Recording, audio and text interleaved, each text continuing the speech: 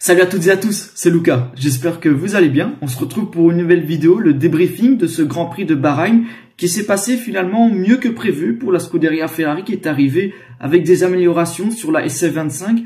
4e place pour Charles Leclerc, une 5e place pour Lewis Hamilton. Sur la carte, c'est une nouvelle course sans podium pour Ferrari, mais en termes de rythme de course, Ferrari a montré du mieux, voire beaucoup mieux en termes de rythme par rapport à McLaren et Mercedes. Donc on va essayer d'analyser ça de manière générale, cette course de Bahreïn du côté de Ferrari. On va essayer de comprendre le travail qui a été réalisé en essai libre, en qualification et enfin lors du Grand Prix de Bahreïn. Alors pour commencer, on part directement sur les essais libres.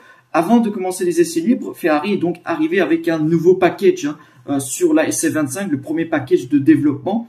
Donc on voit qu'il y a eu beaucoup de modifications. Donc on a une modification de la dérive qui à partir de cette année donc dépasse le bord supérieur du plancher. Les changements sont évidents dans les étapes de la clôture extérieure qui vise à protéger l'entrée des canaux Venturi, des turbulences nuisibles des pneus arrière. La partie arrière n'ayant plus le design du début de la saison. Donc le design de la première partie est complètement différent et se rapproche des solutions utilisées par les meilleures équipes. Réviser en fait la lèvre surélevée de la bordure et les pièces qui perturbent un peu l'écoulement. Aussi les éléments qui génèrent les tourbillons sont désormais au nombre de 3 comme on peut le voir. Donc la partie de la lèvre la plus reculée vers l'arrière de l'aile du bord du plancher a été également allongée. Aussi dans la zone de la monoplace où un changement de contour était attendu, il est possible de voir une nouvelle appendice aérodynamique placé à la base de la structure de part et d'autre de l'échappement, pour être précis, qui influencera évidemment l'air chaud sortant du capot et celui donc qui conduit vers le bas du plateau et dirigé vers la partie supérieure du diviseur et du B-Wing. Alors c'est une modification de raffinement par rapport au volet que Ferrari avait déjà positionné l'année dernière sur la monoplace lors du Grand Prix d'Australie.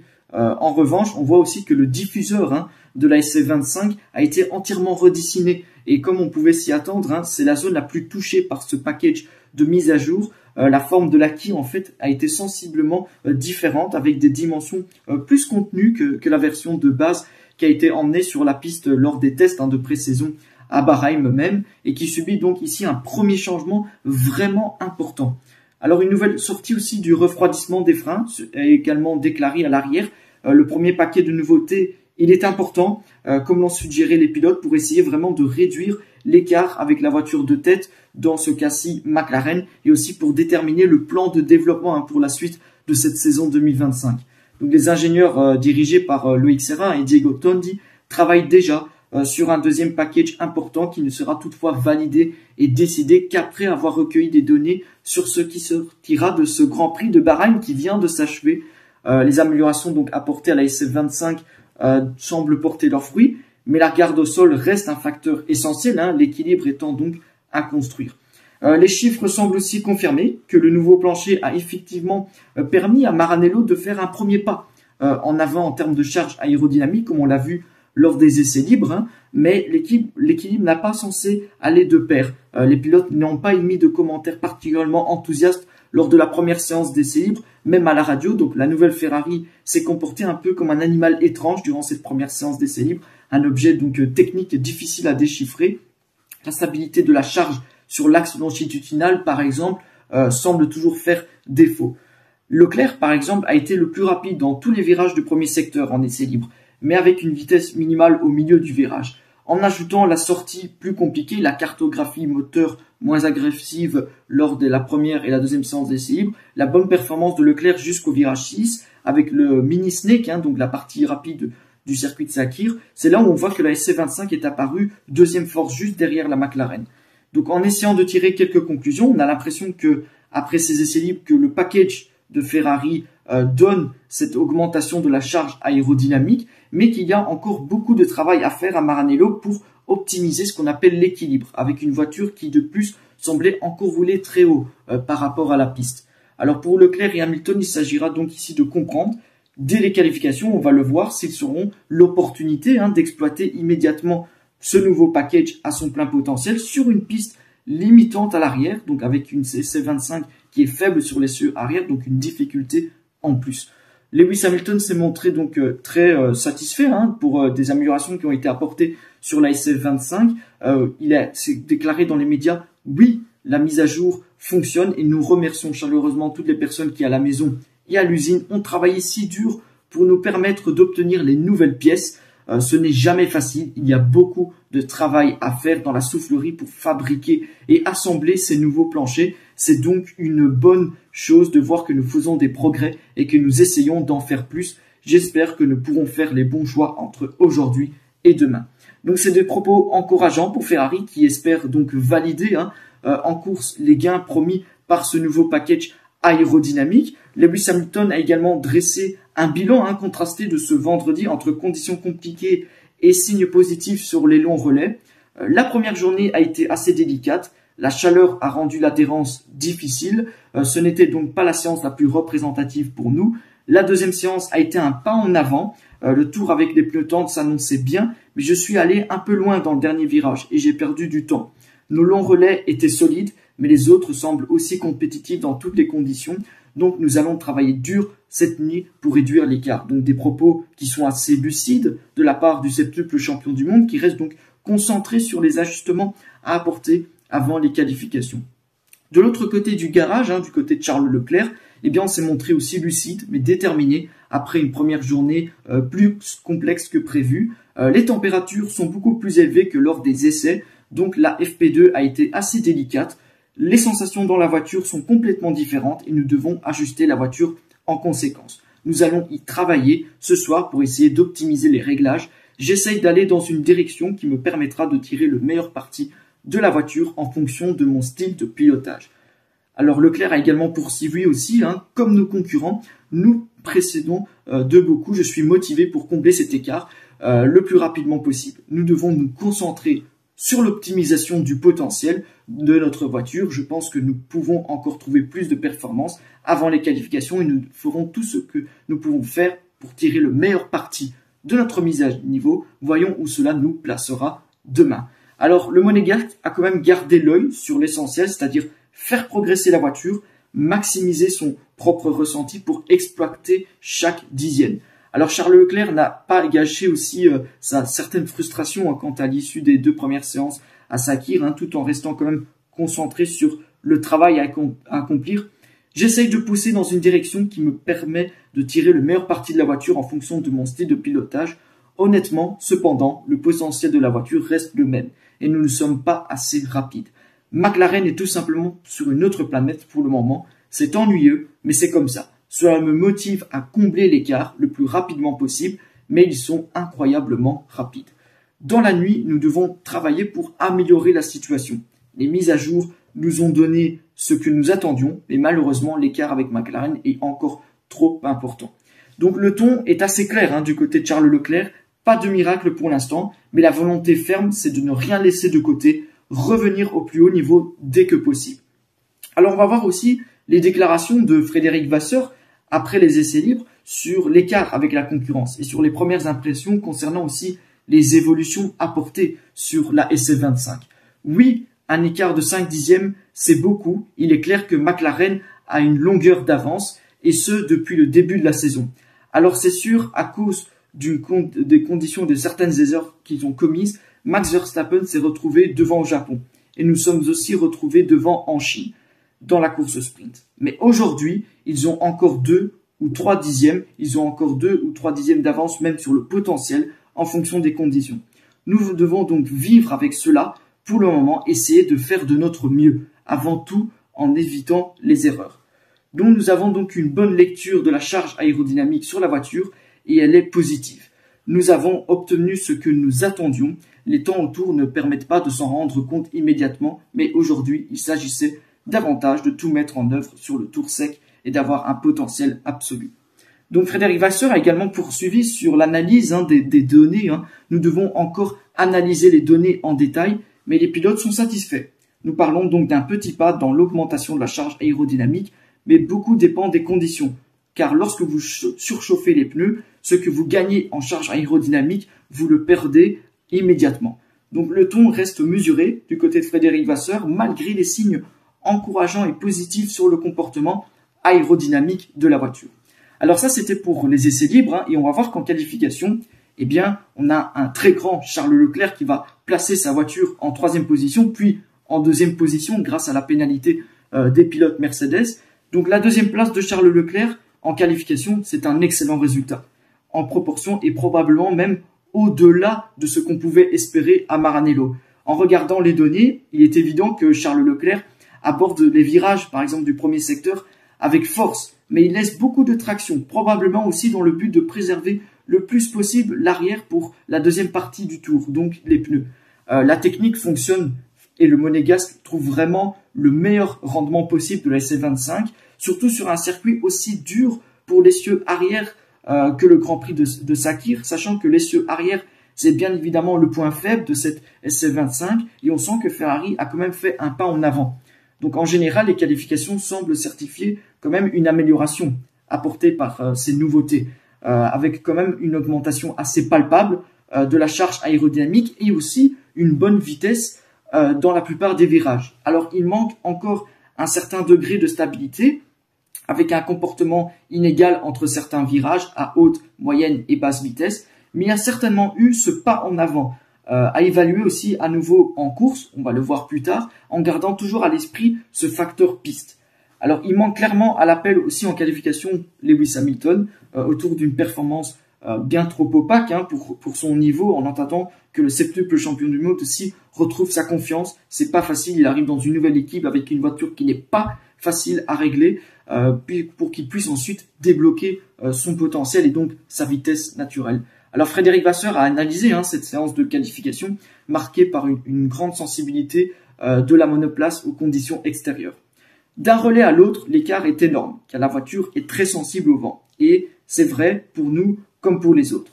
L'écart entre le premier et le 15e était de 2 secondes et demie, alors qu'en Q1, il était inférieur à 1 seconde.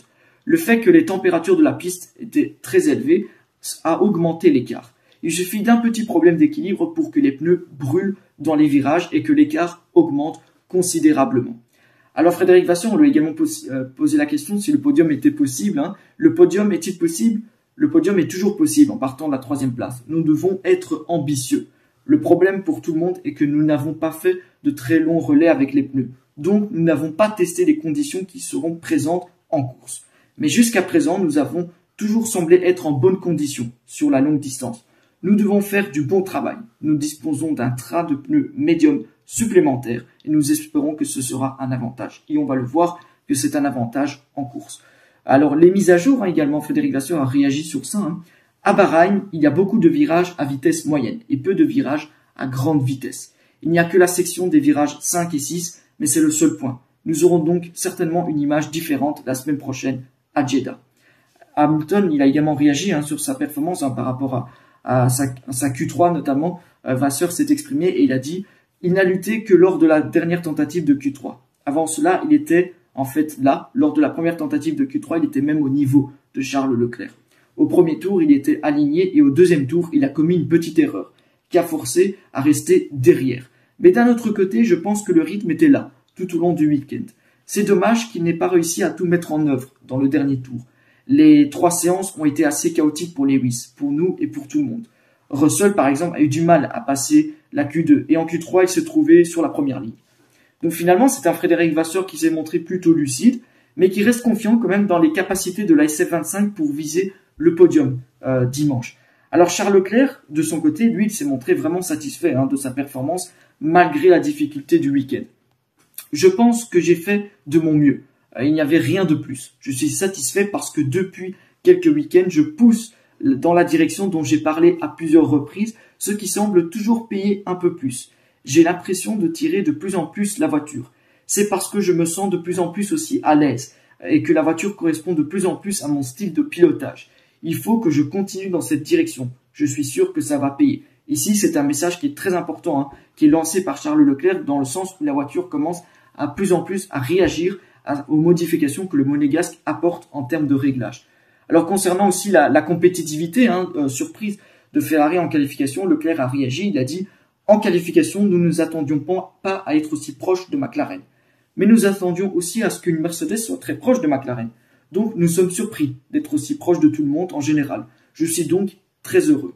Mais Leclerc est quand même resté prudent concernant la course. La course, cependant, c'est une autre histoire. Être proche du rythme de McLaren, je ne pense pas que ce soit possible.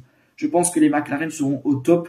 Lorsque nous avons vu les temps de la troisième séance d'essai libre, je pense que tout le monde était dans le paddock assez choqué et on s'est demandé comment c'était possible.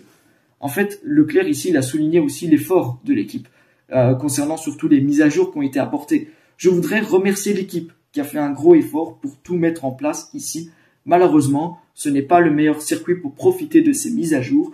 Donc finalement, on voit que c'est un Charles Leclerc qui est lucide, qui est déterminé et qui est optimiste aussi pour la suite de la saison 2025 où il sent que l'équipe est en train de réagir avec les mises à jour sur cette voiture.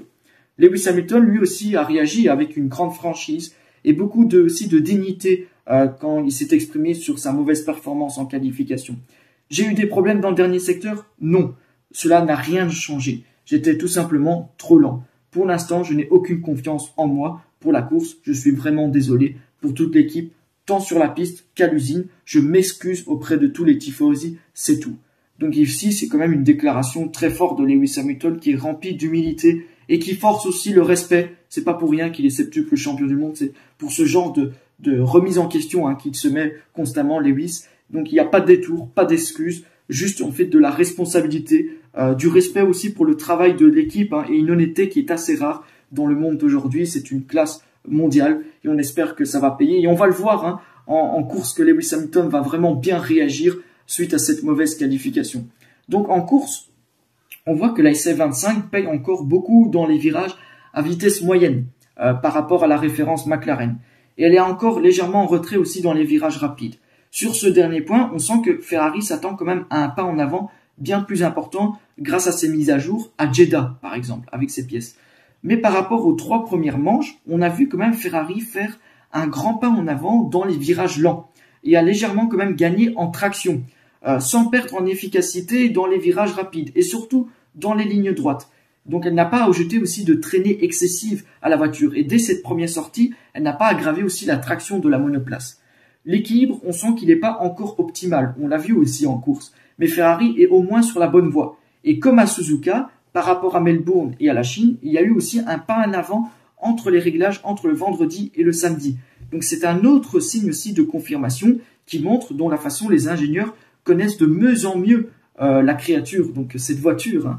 Un signal aussi qui est peut-être le plus important qui a été envoyé ce week-end par Charles Leclerc, c'est lors d'une team radio de l'équipe, toujours aussi de la part de Brian Bozzi, son ingénieur de piste, lors des qualifications. Leclerc, après la première tentative avec des pneus usés en Q3, donc il rentre au stand et on a ce message que Leclerc dit à son ingénieur « Je dois faire confiance à la voiture. La sensation est terrible, mais je pense que 20% au moins dépendent des pneus. Je dois faire confiance. » Et quand on écoute ces mots, on a l'impression que Charles Leclerc a réalisé que les limites réelles de la SF25, qui se situent au moins quelques étapes au-delà de ce que les pilotes finalement peuvent ressentir dans le cockpit. Cela aussi explique en partie les différences entre les performances attendues et les performances réelles de la monoplace. On sent qu'en fait la SF25 semble avoir une limite aussi de pilotage. Mais avec un effort considérable, on peut essayer d'aller plus loin que ça, de pousser même quand la confiance dit qu'il n'y a plus rien à faire. C'est ce que semble faire ici pour le moment Charles Leclerc, avec des réglages toujours extrêmes, mais qui lui permettent aussi de ressentir quelque chose de plus et de pousser jusqu'à la limite théorique le potentiel de la voiture. Alors il est clair que si tout cela se confirme, le Monégasque ici, en ce début de saison, il est en train de faire un véritable chef-d'œuvre en termes de maturité, de pilotage, de sensibilité et de talent, en mettant en œuvre aussi le profit de toutes ces années qu'il a passées chez Ferrari, où il a eu aussi des situations qui étaient vraiment difficiles en termes de voitures à piloter. Alors le plus gros problème de ça, pour Leclerc en ce moment, c'est clairement aussi de trouver le niveau de risque. Donc aller au-delà de la sensation que donne la voiture signifie aussi changer de conscience de la limite, avec donc tous les risques de la dépasser, ce qui peut toujours arriver en qualification comme en course. En revanche, pour l'instant, les faits quand même lui donnent raison. En mettant ensemble tout ça, d'une part un pilote qui a du mal à faire confiance à la voiture et d'autre part un pilote qui peut même aller au-delà, on obtient ces écarts significatifs par exemple entre Leclerc et Hamilton en ce début de saison. Donc on va voir si l'augmentation progressive de la charge aérodynamique de la voiture va réussir aussi à remettre Lewis Hamilton bien plus en confiance dans la monoplace et donc à montrer ses meilleures qualités en termes de pilotage. Et il sera aussi intéressant de voir comment Ferrari pourra l'aider dans cette voie-là avec plusieurs améliorations qui sont prévues du côté de Maranello. Alors, quand on revient aussi à la course, on va aussi parler en termes de stratégie, bien évidemment. Alors, beaucoup vont chercher des excuses à Ferrari, etc. Mais il faut reconnaître aussi qu'à un moment donné, la safety car a détruit la course. La stratégie aussi.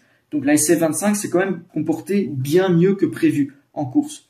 Si on considère que dans les 2 des 3 relais, elle a été désavantagée aussi en termes de gomme dans une course où la gomme donnait quand même un avantage d'une demi-seconde. Donc au seul moment où Charles Leclerc et Hamilton donc étaient les meilleurs pilotes en course actuellement, ils ont eu un léger avantage de pneus. Quelques tours sur le même composé. Ils ont été quand même les plus rapides sur la piste à ce moment-là. Donc je pense qu'en fait, c'est quand même plausible de penser que Ferrari avait peut-être opté pour un seul arrêt en dur, mais en voyant à quel point finalement la gomme dure allait très mal sur la Red Bull de Max Verstappen, qui était d'ailleurs très compliqué aujourd'hui, ils ont prolongé peut-être le premier relais avec un peu d'aide des situations de course. Ils se sont retrouvés finalement dans une situation potentiellement excellente d'un point de vue stratégie, avec la chance de prolonger donc le deuxième relais et de finir en tendre et probablement donc de monter sur le podium. Mais à la sortie de la safety car, bien évidemment, ils ont craint une dégradation trop grande sur la SF25 et donc ils sont revenus un petit peu à la défensive et c'est donc pour ça qu'ils ont mis les gommes dures.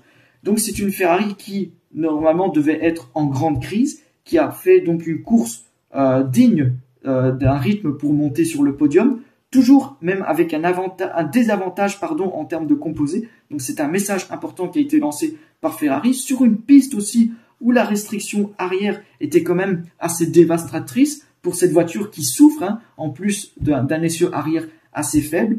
Donc c'est un message qui est quand même assez fort lancé par Ferrari qui montre quand même que les ingénieurs ont réagi sur cette voiture et maintenant ils ont une base sur laquelle ils vont pouvoir construire en termes d'amélioration, apporter beaucoup plus de packages importants qui vont cette fois viser les corrections des problèmes parce qu'on sait qu'il y a un prochain package qui va arriver et qui cette fois sera là pour corriger les problèmes de cette voiture.